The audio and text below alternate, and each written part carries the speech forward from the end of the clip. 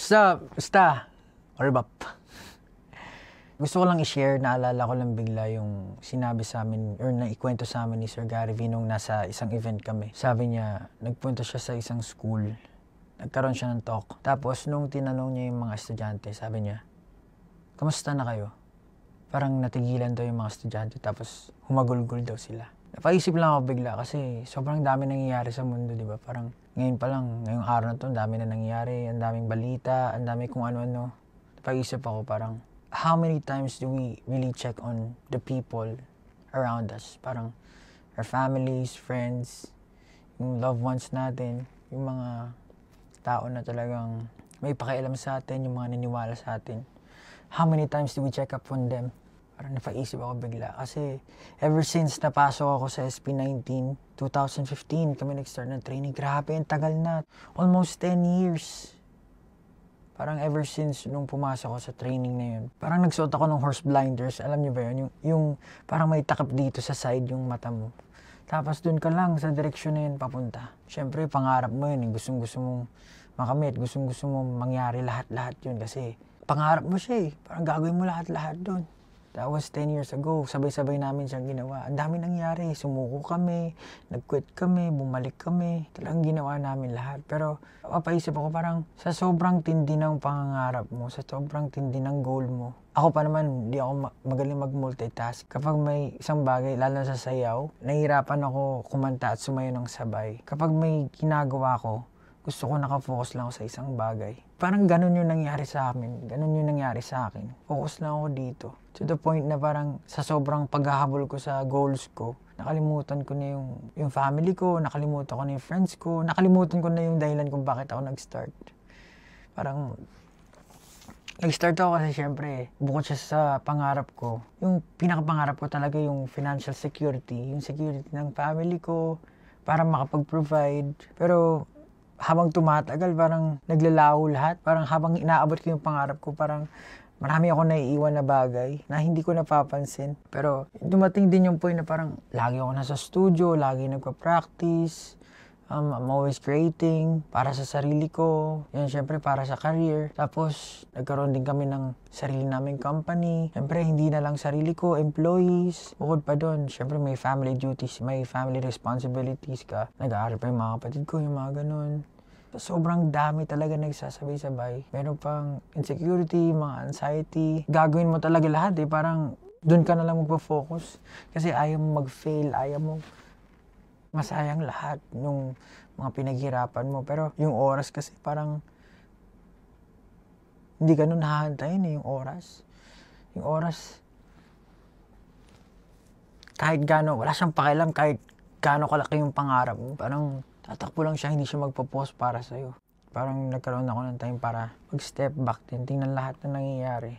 Kasi yun nga, hindi na ako nakakapangamusta sa mama ko, sa family ko, sa tatay ko. Yun nga, nagchat-chat na yung mga magulang ko, labas naman tayo. Yun pa, medyo mahirap din lumabas kasi yun yung kapalit ng kapag nakikilala ka, yung privacy mo. Hindi naman sa nagre-reklamo ka, pero wala na talaga yung total privacy kasi kilala ka ng mga tao. Siguro, nung lagi ako nasa stage, lagi ako nasa studio, walang oras sa family, nagtutour kami, pagbalik dito, gagawa na naman ng panibagong kanta.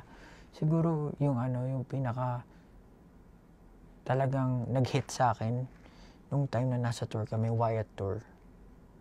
Nasa Davao ata kami nun. Nung na-receive ko yung message ng kapatid ko na parang na-stroke daw si mama. Naging sakit niya is parang nagkaroon siya ng hydrocephalus na caused by intraventricular hemorrhage. Nasa tour kami nun. Di ako makafocus talaga. Grabe. Gusto ko na umuwi. Gusto ko bumaba ng ayoko na mag-perform. After nung concert na yun, nagpabook agad ako. So, naiwan yung SB. Nagpabook agad ako ng flight pa uwi. Tapos, nakita ko yung mama ko nun. Yung parang nakakalimutan yung pangalan ng kuya ko. Tapos hindi alam kung gagaling siya. Parang miracle talaga yung nangyari. Tapos nandun ako sa waiting na upuan. Kasama ko yung kapatid ko. Palitan kami. parang tindi ng prayers ko nun. Sa lahat ng kaba ko, yun yung pinakaba na hindi ko makakalimutan. Kasi parang, alam mo yun, parang after everything that you've been doing para sa sarili mo, para sa family mo, parang mababaliwala lahat yun. Kasi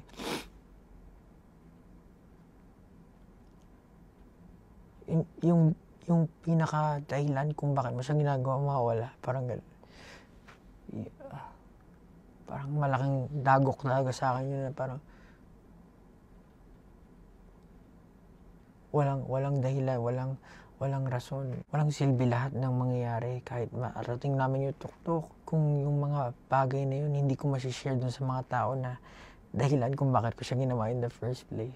So, ayun, parang after that incident, ginagawa ko yung best ko. Ginagawa ko yung best ko para maging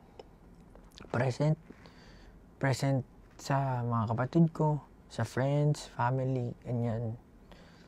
Medyo mahirap kasi sobrang sabay-sabay na yung mga responsibilities. As much as possible kapag may extra oras, saray bumisita, pauwi ng Cavite, ganyan.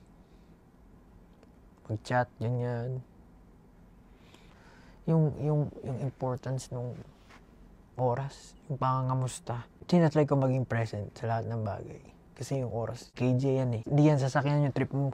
Hindi yan titigil sa'yo. Hindi yan titigil para sa'yo kahit gaano kalaki yung pangarap mo. Kahit anong mangyari. Walang time purse. Kaya tinatry ko maging present. Hindi mo na kasi may babalik yan eh. Kahit gaano ka bright yung ilaw, didilim din lahat. Magdidilim.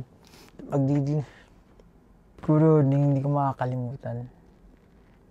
Parang every time na nagpa-perform ako, meron pa rin yung ganong feeling.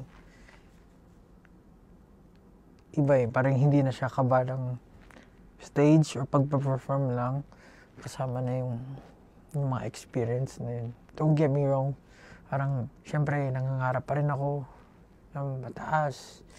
Pero tayo ko lang siguro tinatandaan or hindi ko kinakalimutan na may mas mahalagang bagay. Yun yung irony ng pag-chase ng dream. Pero yun, huwag niyong kakalimutan. Kamusta? Kayo, kamusta?